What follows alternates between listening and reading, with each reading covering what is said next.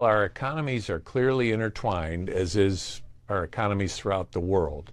When you think of the Cold War and you think of the relationship with the Soviet Union, we were never intertwined in economically the way we are with China. So it does make it more complicated.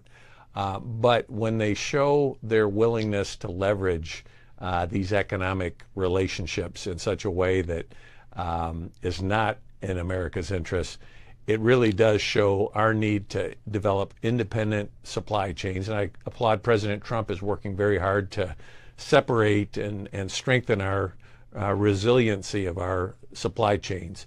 But you can see how they do that around the world. They have something called the Belt and Road Initiative in the developing world, where they fund major infrastructure projects, use Chinese labor, build these needed infrastructure projects in the third world, and ultimately create a debt trap dependency with developing nations. And so that's a concern as well, because then they leverage that to for their own policy objectives. They would portray themselves in that vein that they believe in win-win, but ultimately they are looking at a much longer time frame.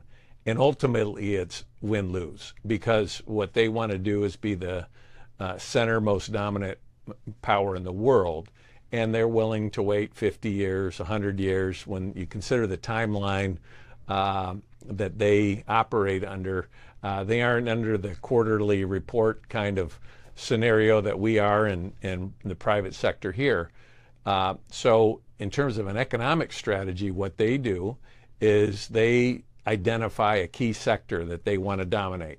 And what they do is they invite other companies in to participate and extract every bit of learning they can.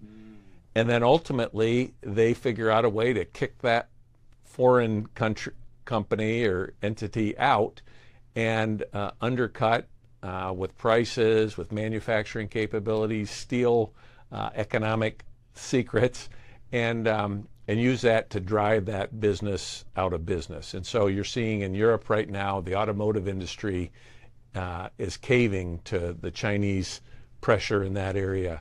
We're seeing it at other fields as well, and critical minerals is a key area for that. And unfortunately, the challenge with that is it touches so many different aspects of our economy and our national security.